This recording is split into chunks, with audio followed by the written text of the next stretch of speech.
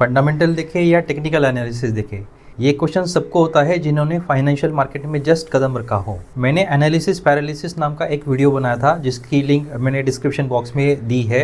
आप वो वीडियो ज़रूर देखना, क्योंकि ये जो वीडियो है ये उसी वीडियो का एक एक्सटेंशन है जिसमें हम लोग फंडामेंटल एनालिसिस पे डिटेल डिस्कशन करने वाले हैं। So let me welcome back to profiting with Naresh.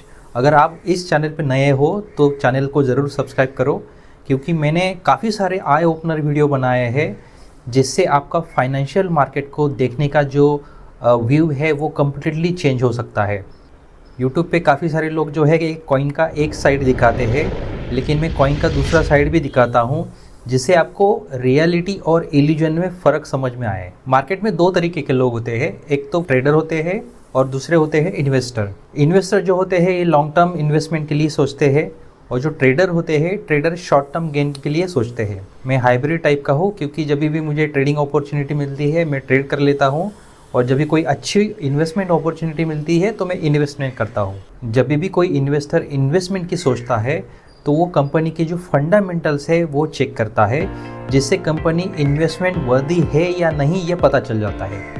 Fundamentals मतलब कंपनी की ओवरऑल जो फाइनेंशियल हेल्थ है, जो पोजीशन है वो पता चलता है, जिसमें क्वालिटेटिव भी होती है और क्वांटिटेटिव भी होती है। क्वालिटेटिव फंडामेंटल एनालिसिस में हम लोग नॉर्मली मैनेजमेंट क्वालिटी देखते हैं कंपनी की, या तो फिर जो इंटेलेक्चुअल प्रॉपर्टी है, ब्रांड रेपुटेशन है, कॉरपोरेट गवर्नेंस है, कस्टमर रिटेंशन है, कस्टमर सेटिस्फैक्शन है। काफ़ी सारे जो क्वालिटेटिव जो पैरामीटर्स होते हैं ये चेक करते हैं हम लोग।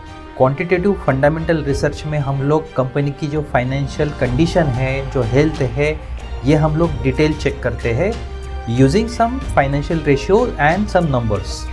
अब ये जो फाइनेंशियल रेशियो है ये क्या होते हैं? फाइनेंशियल रेशियो मतलब क्या होता है कि फाइनेंशियल रेशियो में दो या दो से ज़्यादा जो फाइनेंशियल वेरिएबल्स होते हैं ये हम लोग कंपेयर करते हैं, ताकि हमको कंपनी का जो परफॉर्मेंस है, हेल्थ है, प्रॉफिटेबिलिटी है, ये हमको पता चले। अगर आप कॉमर्स या फाइनेंशियल बैकग्राउंड से नहीं हो तो डरने की कोई बात नहीं है, क्योंकि ये जो रेशियोज़ होते हैं ये समझना कोई रॉकेट साइंस नहीं है। मैं खुद इंजीनियर हूँ, हाँ मैंने MBA किया है, इसलिए मुझे कंपनी की जो फाइनेंशियल्स होती है ये कैसे देखनी ये पता है। लेकिन मैं इस वीडियो में जो फाइनेंशियल रेशियो आपको बताऊँगा ये एकदम सिंपलेस्ट लैंग्वेज में बताऊँगा। आपको कोई फॉर्मूला या कोई कैलकुलेशन करने की ज़रूरत नहीं है।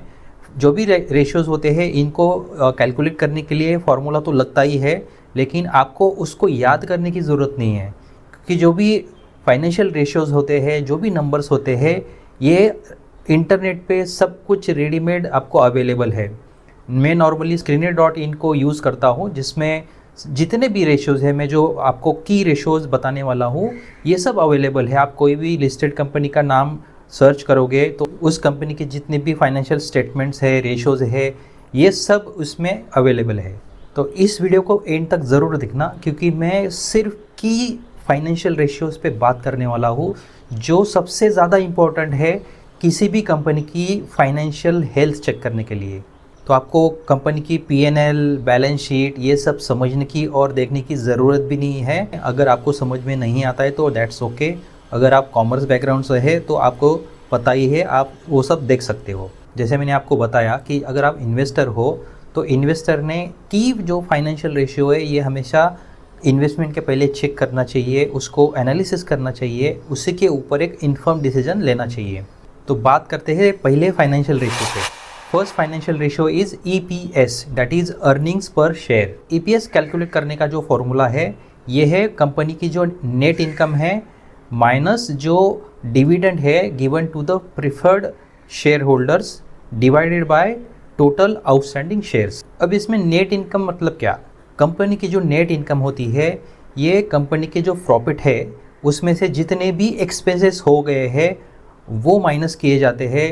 टैक्सेस, इंटरेस्ट जो लेते हैं, जैसे शॉर्ट टर्म और लॉन्ग टर्म जो बोरोइंग पे जो इंटरेस्ट पे कर रहा है कंपनी, तो उसको डिडक्ट करके प्रॉफिट में से ये सब डिडक्ट करके जो आता है उसको नेट इनकम बोला जाता है। इस नेट इनकम में से जो डिविडेंड प्रेफर्ड शेयर होल्डर को दिया जाता है वो माइनस किया जाता है, और ये जो वैल्यू आती है इसको एवरेज आउटस्टैंडिंग शेयर्स को डिवाइड किया जाता है। अब ये जो नेट इनकम है इसमें से जो डिविडेंड पे आउट होता है प्रीफर्ड शेयर होल्डर का, वो क्यों किया जाता है, इसका एक रीज़न है। मैंने अपने एक स्टॉक मार्केट बेसिक के वीडियो में मैंने बताया था कि इक्विटी स्टॉक्स और प्रेफर्ड स्टॉक्स क्या होते हैं। उसमें से जो प्रेफर्ड स्टॉक्स होते हैं ये प्रेफर्ड शेयर होल्डर को दिए जाते हैं, ये मैंडेटरी होते हैं और उसका जो परसेंटेज होता है डिविडेंड का ये फिक्स होता है। डिविडेंड जो होता है ये इक्विटी शेयर होल्डर को मिले ये ज़रूरी नहीं है, लेकिन प्रेफर्ड शेयर होल्डर को ज़रूर मिलता है, इसलिए इसको नेट इनकम से माइनस किया जाता है। अब ईपीएस को कैसे देखना है, अगर आप screener.in ओपन करोगे, किसी भी कंपनी का नाम जो लिस्टेड कंपनी है उसका नाम डालोगे तो उसमें अलग अलग टैब्स आपको दिखेगी। उसमें से जो P&L करके है, प्रॉफिट एंड लॉस, उसमें आपको ईपीएस की वैल्यू दिख जाएगी। ये जो मैंने फॉर्मूला बताया है ये आपको कैलकुलेट करने की ज़रूरत नहीं है, P&L के अंदर ही आपको ईपीएस की वैल्यू दिख जाएगी। अब ये जो ईपीएस है ये क्यों दिखते हैं, ईपीएस क्या रिप्रेजेंट करता है कि कितना पोर्शन प्रॉफिट का हर आउटस्टैंडिंग शेयर्स को अलोकेट किया गया है। मैं आपको एक एग्जांपल बताता हूँ। किसी भी कंपनी की मान लो जो नेट इनकम है डिविडेंड निकाल के ये 1 करोड़ की है और उसके जो टोटल आउटस्टैंडिंग शेयर्स है उस पीरियड के लिए वो है 10 लाख। तो ईपीएस जो है ये 1 crore divided by 10 lakh which is equal to 10 rupees. तो ईपीएस की वैल्यू हो गई 10 रुपीज़। तो इसका मतलब ये हो गया कि company earn 10 rupees for each outstanding share. EPS जो होता है ये कंपनी की प्रॉफिटेबिलिटी इंडिकेट करती है। जितनी ईपीएस की वैल्यू ज़्यादा उतनी कंपनी प्रॉफिटेबल है और कंपनी जो शेयर होल्डर्स है इसके लिए वैल्यू जनरेट कर रही है। तो अगर आप किसी कंपनी का ईपीएस देख रहे हो तो मेक श्योर कि आप जो प्रीवियस पीरियड है, पिछले 5-10 साल का जो ईपीएस का जो वैल्यू है ये आप चेक करो। किसी भी कंपनी का अगर ईपीएस हर साल बढ़ता जा रहा है, इंक्रीजिंग ऑर्डर में है, तो ये अच्छा एक पॉजिटिव साइन है, क्योंकि ईपीएस बढ़ना मतलब company year on year profit बना रही है। लेकिन अब जब ईपीएस देखोगे तो आप पी और आरओई के साथ ही देखो। मैं पी और आरओई क्या होता है ये रेशो भी आपको थोड़ी देर में बताने वाला हूँ। ईपीएस के 1-2 डाउन साइड है, जैसे EPS measures only accounting earnings not cash flow. Company का जो कैश फ्लो होता है, कैश फ्लो भी मैं आपको बताने वाला हूँ, ये ईपीएस में कवर नहीं होता। सेकेंडली, जब भी कोई कंपनी शेयर्स बाईबैक करती है शेयर होल्डर्स से, तो जो टोटल आउटस्टैंडिंग शेयर्स होते हैं इसकी वैल्यू कम हो जाती है। और ये जो आउटस्टैंडिंग शेयर्स है ये डिनोमिनेटर होता है ईपीएस कैलकुलेट करने में।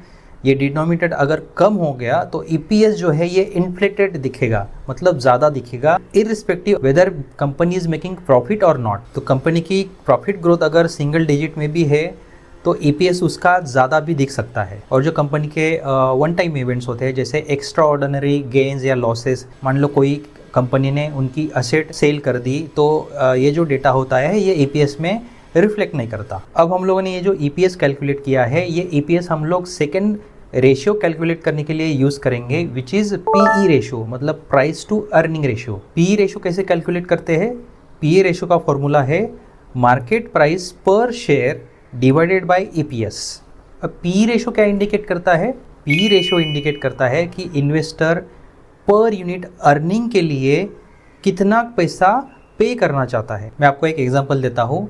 मान लो किसी कंपनी का जो स्टॉक प्राइस है ये 100 रुपीज़ है और उसकी जो ईपीएस वैल्यू है ये 10 रुपीज़ है, तो उसका जो पीई रेशियो है ये 100 divided by 10 is equal to 10 ये हो गया। पी इज इक्वल टू 10, इसका मतलब ये हो गया कि इन्वेस्टर इज रेडी टू पे 10 रुपीज़ टू अर्न 1 रुपी। अब पी में भी 2 टाइप्स होते हैं, एक ट्रेलिंग पी होता है जो प्रीवियस मतलब हिस्टोरिकल डेटा का यूज़ करके कैलकुलेट किया जाता है, और दूसरा होता है फॉरवर्ड पी, जो फोरकास्टेड जो नंबर्स होते हैं इसके ऊपर कैलकुलेट किया जाता है। नॉर्मली हम लोग ट्रेलिंग जो पी है यही देखते हैं। अब जो हायर पी और लोअर पी का जो सिग्निफिकेंस है ये क्या होता है? देखो, हायर पी इंडिकेट करता है कि stock price is over valued, first thing. लेकिन इसके साथ साथ इन्वेस्टर ये एक्सपेक्ट करता है कि हायर पी मतलब कंपनी की जो ग्रोथ पोटेंशियल है वो हायर साइड है। लेकिन हायर पी में एक चीज़ आप इम्पोर्टेंट नोट कर सकते हो, उस सेक्टर का अगर ओवरऑल ग्रोथ अगर कम है लेकिन उसी सेक्टर की किसी कंपनी का जो पी है ये हायर साइड है, या तो फिर जो ओवरऑल कंट्री की इकोनॉमिक ग्रोथ है ये डाउन साइड है, रिसेशन है, काफ़ी सारे नेगेटिव फैक्टर्स कंपनी के अगेंस्ट है, फिर भी कंपनी का जो पी है ये इंडस्ट्री पी से हायर साइड है। इसका मतलब है company still optimistic and making profits, और ये इन्वेस्टर का पॉजिटिव सेंटीमेंट भी रिफ्लेक्ट करता है। लोअर पी मतलब स्टॉक की जो प्राइस है ये अंडर वैल्यूड है और कंपनी की जो ग्रोथ है ये लोअर साइड है। लेकिन आप एक चीज़ याद रखो, कोई ऐसी कंपनी होती है जो मैच्योर्ड है, उसकी जो ग्रोथ है ये स्टेडी है, स्लो है लेकिन स्टेडी है, उसका जो पी है ये इंडस्ट्री पी से कम हो सकता है। फॉर एग्जांपल अगर आप टाटा मोटर्स का एग्जांपल लोगे, टाटा मोटर्स का जो स्टॉक प्राइस है वो लास्ट काफ़ी महीने से रैली कर रहा है, लेकिन उसका जो स्टॉक पी है अगर आप देखोगे तो उसकी इंडस्ट्री पी से बहुत ही कम है। टाटा मोटर्स का पी लो है, इसका मतलब ये नहीं कि Tata Motors is loss making company. Tata Motors की अगर प्रॉफिटेबिलिटी देखोगे तो ये कंसिस्टेंटली ग्रो हो रही है। टेक्नोलॉजी जो कंपनी होती है इसमें नॉर्मली जो पीई होता है ये आपको हायर साइड देखने को मिलता है। थर्ड इंपॉर्टेंट रेशियो है debt to equity ratio. Debt equity ratio calculate करने के लिए कंपनी की जो टोटल लायबिलिटीज़ है उसको शेयर होल्डर्स इक्विटी से डिवाइड किया जाता है। अब ये जो लायबिलिटीज़ है ये इसका मतलब क्या होता है, कंपनी की जो भी शॉर्ट टर्म और लॉन्ग टर्म बोरोइंग्स होती है, लायबिलिटीज़ होती है, लोन्स होते हैं, ये इसमें लाइबिलिटीज़ में कंसिडर की जाती है। और शेयर होल्डर्स इक्विटी कैसे कैलकुलेट करते हैं, शेयर होल्डर्स इक्विटी मतलब कंपनी की जो टोटल एसेट्स है उसमें से अगर हम लोग लाइबिलिटीज़ हटा दे, मतलब माइनस कर दे, तो हम लोगों को शेयर होल्डर्स इक्विटी मिलती है।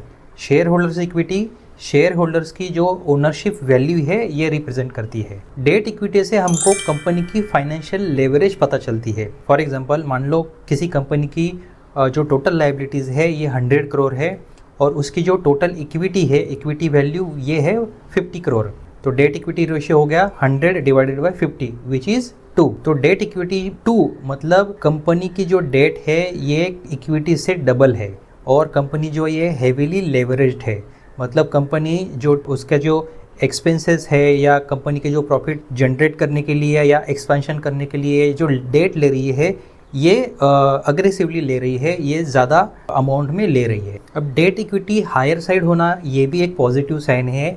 ये कैसे मैं बताता हूँ। मान लो कोई इन्वेस्टर है, ये इन्वेस्टर जब डेट इक्विटी देखता है, एक सेम इंडस्ट्री में अलग अलग कंपनी की जब डेट इक्विटी रेशियो कंपेयर करता है और उसमें अगर उसने देखा कि किसी कंपनी की डेट इक्विटी ज़्यादा है, किसी कंपनी की लो साइड है, तो ज़्यादा डेट इक्विटी होना मतलब जो कंपनी है ये अग्रेसिव है इन एक्सपांशन, ये अग्रेसिवली अपना प्रॉफिट बढ़ाने के लिए थोड़ा रिस्क ले रही है, रिस्क टेकिंग जो कैपेबिलिटी है ये ज़्यादा है। और जो कम डेट इक्विटी रेशियो वाले जो कंपनीज़ है, इसका मतलब ऐसी कंपनीज जो है ये इंडिकेट करती है कि ये थोड़ा कंजर्वेटिव है और ये एक्सपांशन जो है इसका स्लो है या तो फिर ये ज़्यादा रिस्क नहीं लेना चाहती। अब ये जो डेट इक्विटी रेशियो है ये इन्वेस्टमेंट पहले करने से पहले आपको स्टडी करना चाहिए कि ये सेक्टर टू सेक्टर अलग अलग होती है। जैसे फॉर एग्जांपल जो कोई सेक्टर है जो कैपिटल इंटेंसिव सेक्टर है, जैसे किसी सेक्टर में कोई इंफ्रास्ट्रक्चर सेक्टर है या यूटिलिटी सेक्टर है जिसमें उनके जो ऑपरेशंस है या तो फिर जो मशीनरीज है ये लेने में जो एक्सपेंस है ये ज़्यादा होता है compare to technology industry like IT है या कोई एआई इंडस्ट्री है, इसलिए उनकी जो बोरोविंग्स होती है उनकी डेट ज़्यादा होती है टू फाइनेंस द ऑपरेशंस। जैसे फॉर एग्जांपल अगर आप एल&टी देखोगे तो एल&टी का जो डेट इक्विटी रेशियो है ये 1 से ज़्यादा है। यही अगर आप आईटी कंपनीज़ या कोई टेक्नोलॉजी कंपनीज़ है जिसमें कैपेक्स ज़्यादा नहीं है या तो बहुत कम है, तो इसमें आपको जो डेट इक्विटी रेशियो दिखेगा एक तो 0 दिखेगा या तो 0.5 से भी कम दिखेगा। तो आप इन्वेस्टमेंट के पहले जब डेट इक्विटी रेशियो देख रहे हो तो आप कोई एक सेक्टर चुनो और उस सेक्टर में जितनी कंपनीज़ है उनकी जो डेट इक्विटी है वो कंपेयर करो rather than comparing one sector to another sector. Next important ratio है ROE। ROE मतलब return on equity. ROE indicate करता है कि कंपनी कितना प्रॉफिट जनरेट कर रही है compare to its total invested equity. ROE calculate करने का फॉर्मूला है net income divided by share holders equity into 100। ये परसेंटेज में कैलकुलेट किया जाता है। नेट इनकम और शेयर होल्डर्स इक्विटी क्या होता है ये मैंने पहले ही बताया है। ROE क्या मेजर करता है, आरओई ये मेजर करता है कि कंपनी कितना इफ़िशिएंटली शेयर होल्डर्स इक्विटी यूटिलाइज कर रही है टू जनरेट प्रॉफिट। लेट से किसी कंपनी की नेट इनकम 10 करोड़ है और उसकी जो शेयर होल्डर्स इक्विटी है वो 50 करोड़ है, तो 10 divided by 50 into 100 is equal to 20%। 20% का मतलब ये हो गया कि for every 1 rupee of equity invested by share holders company generated 20 paise of profit. मतलब 1 रुपये का जो 20% 20 पैसे, तो 20 पैसे कंपनी ने जनरेट किए for 1 rupee of equity invested. ROE और ईपीएस में कन्फ्यूजन मत करना। आरओई जो होता है ये ओवरऑल प्रॉफिटेबिलिटी इंडिकेट करता है, मतलब जो return on share holders equity indicate करता है, और ईपीएस जो होता है ये ईपीएस प्रॉफिट पर शेयर बेसिस इंडिकेट करता है। ROE is more about how well company is generating profit out of its equity. Company की जो आरओई होती है ये नॉर्मली ज़्यादा होनी चाहिए, क्योंकि हाई आरओई इंडिकेट करता है कि मैनेजमेंट कितना इफ़िशिएंटली उसकी इक्विटी को मैनेज कर रही है, यूटिलाइज कर रही है to generate profit. Low ROE indicate करता है कि कंपनी अपनी जो कैपिटल है ये कैपिटल को अच्छे से यूटिलाइज नहीं कर पा रही है टू जनरेट प्रॉफिट। अब ये जो आरओई है ये भी सेक्टर टू सेक्टर वेरी करती है।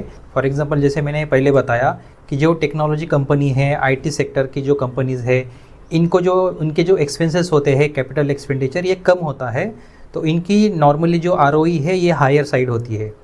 और वही अगर मैन्युफैक्चरिंग इंडस्ट्री आप देखोगे तो मैन्युफैक्चरिंग इंडस्ट्री में जो एसेट्स लगती है और जो एक्सपेंसेस लगते हैं ये ज़्यादा होता है, इसलिए इनकी जो आरओई है ये शायद कम हो सकती है। नेक्स्ट रेशो है पीबी रेशो। पीबी रेशो मतलब प्राइस टू बुक रेशो।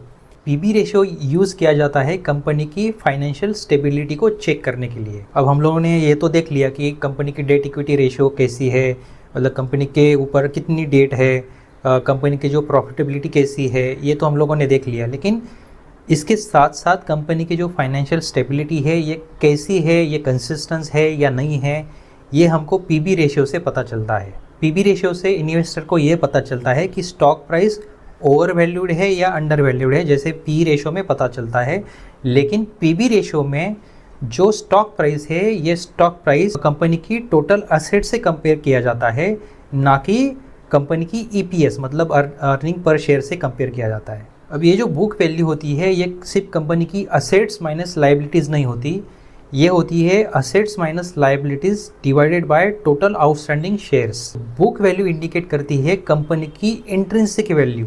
तो अगर पीबी रेशियो 1 से ज़्यादा है तो ये इंडिकेट करता है कि कंपनी की जो स्टॉक प्राइस है ये ओवर वैल्यूड है। लेकिन ये भी इंडिकेट करती है इन्वेस्टर को कि कंपनी की जो फ्यूचर ग्रोथ है ये पॉजिटिव है। और अगर पीबी रेशियो 1 से कम है मतलब इसका मतलब ये हो गया कि कंपनी की जो स्टॉक प्राइस है ये अंडर वैल्यूड है। पीबी रेशियो 1 से कम होना ये भी एक इंडिकेट करता है कि मे बी कंपनी की फाइनेंशियल जो है ये थोड़ी ट्रबल में है। अगेन पी रेशियो और पीबी रेशियो में आप कंफ्यूजन मत करना। P ratio indicates the earnings and profitability of the company. PB ratio indicate करता है कंपनी के असेट्स की बुक वैल्यू। पीबी रेशियो देखना मोर रिलेवेंट है जिस कंपनी की टेंजिबल एसेट ज़्यादा है, जैसे बैंक्स है, रियल एस्टेट कंपनीज़ है, मैन्युफैक्चरिंग इंडस्ट्रीज़ है, ऐसे कंपनीज़ की आप पीबी रेशियो ज़रूर चेक करो। जो असेट हैवी इंडस्ट्रीज़ है, जैसे मैंने बताया कि बैंक्स है, रियल एस्टेट कंपनीज़ है, इंफ्रास्ट्रक्चर है या मैन्युफैक्चरिंग इंडस्ट्रीज़ है, इसमें अगर आप पी से अच्छा पीबी रेशियो देखोगे तो आपको एक्यूरेट कंपनी की असेसमेंट वैल्यू पता चलेगी। और जो टेक इंडस्ट्री है इसमें आप पीबी रेशियो से पी रेशियो देख सकते हो। जब कभी आप पी रेशियो और पीबी रेशियो दोनों साथ में देख रहे हो किसी कंपनी की, कभी कभी आप ये देखोगे कि किसी कंपनी का पी रेशियो ज़्यादा है लेकिन पीबी रेशियो जो है ये कम है। जब कभी ऐसी सिचुएशन आती है कि पी रेशियो ज़्यादा है और पीबी रेशियो कम है तो ये एक इंडिकेट करता है कि कंपनी की जो मार्केट प्राइस है it is driven more by expectations than is intrinsic value. और लास्ट रेशियो है cash flow ratio. Cash flow ratio हम लोग देखते हैं किसी कंपनी की जो लिक्विडिटी है, सॉल्वेंसी है या प्रॉफिटेबिलिटी एसेस करने के लिए by analysing its cash flow generated from its operations, या तो फिर उनकी जो इन्वेस्टमेंट है या जो फाइनेंशियल एक्टिविटीज़ है इनके थ्रू जो जनरेट होने वाली कैश फ्लो है इसको एनालाइज करके हम लोग कैश फ्लो कैलकुलेट करते हैं। कैश फ्लो रेशियो से पता चलता है इन्वेस्टर को कि कंपनी कितना उसका जो कैश फ्लो है इनफ्लो और आउटफ्लो मैनेज कर रही है। इससे कंपनी की फाइनेंशियल हेल्थ तो पता ही चलती है, लेकिन साथ साथ कंपनी की जो एबिलिटी है ऑब्लिगेशंस मीट करने की ये भी पता चलती है। कैश फ्लो रेशियो में सबसे इंपॉर्टेंट है operating cash flow ratio. Operating cash flow ratio से पता चलता है कि कंपनी अपने डे टू डे ऑपरेशन से कितना कैश फ्लो जनरेट कर रही है टू मीट इट्स लाइबिलिटीज़। इससे पता चलता है कि कंपनी अपने जो ऑपरेशंस है वो कितनी सस्टेन कर पा रही है और कितनी अपनी जो शॉर्ट टर्म ऑब्लिगेशन है वो मीट कर पा रही है। ऑपरेटिंग कैश फ्लो का रेशियो कैलकुलेट करने के लिए कंपनी का जो ऑपरेटिंग कैश फ्लो है उसको अगर हम लोग कंपनी की जो लाइबिलिटीज़ है, करंट लाइबिलिटीज़, उसको हम लोग डिवाइड करेंगे तो हमको ये रेशियो मिलता है।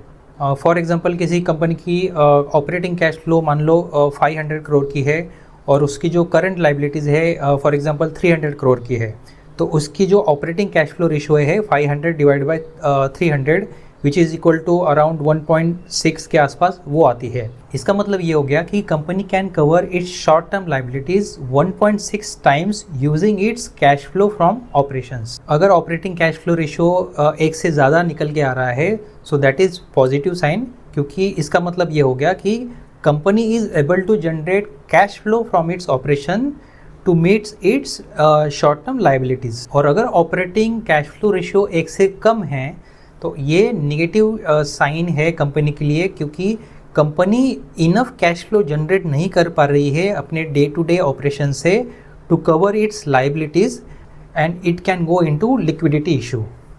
ऑपरेटिंग कैश फ्लो रेशियो से बेटर है cash flow to debt ratio, क्योंकि cash flow to debt ratio indicate करता है कि कंपनी कितना अच्छे से अपनी ऑपरेटिंग कैश फ्लो यूटिलाइज कर रही है टू पे of total debts, not just current liabilities जो हम लोगों ने ऑपरेटिंग कैश फ्लो रेशियो में देखा। Cash flow to debt ratio में हम लोग टोटल डेट कंसिडर करते हैं, तो इसलिए cash flow to debt ratio जो है this is better than operating cash flow ratio. मान लो किसी कंपनी की जो ऑपरेटिंग कैश फ्लो है ये 200 करोड़ है और उसकी जो टोटल डेट है ये 600 करोड़ है, तो इसका जो cash flow to debt ratio है ये 200 divided by 600 is equal to 0.33। इसका मतलब ये हो गया कि company is generating cash flow equivalent to 33%।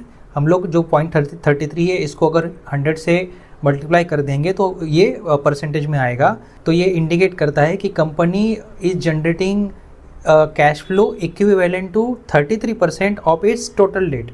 जितना cash flow to debt ratio का परसेंटेज ज़्यादा उतना अच्छा है कंपनी के लिए, क्योंकि कंपनी जो अपनी जो टोटल डेट्स है वो इजीली पे ऑफ कर सकती है। और अगर यही रेशो अगर कम हो गया तो कंपनी के लिए बहुत अलार्मिंग सिचुएशन हो जाती है, क्योंकि company enough cash flow generate नहीं कर पाती है अपना टोटल जो डेट है वो पे ऑफ करने के लिए, और कंपनी जो है इसका सॉल्वेंसी इशू भी हो सकता है। तो cash flow to debt ratio जो है ये बहुत इंपॉर्टेंट है कोई भी लॉन्ग टर्म इन्वेस्टमेंट के लिए। ये रेशियो आप ज़रूर चेक करना। कभी ऐसा ना हो जाए कि आपने बाकी रेशो तो चेक कर लिए लेकिन आपने cash flow to debt equity ratio company का चेक ही नहीं किया और फिर बाद में पता चला कि कुछ महीने या सालों के बाद कंपनी जो है ये बैंकरप्ट हो गई और आपका पैसा भी डूब गया। तो इन अ नटशेल हम लोगों ने जितने भी की फाइनेंशियल रेशोज़ देखे इसके इम्पोर्टेंस मैं आपको समराइज़ करता हूँ।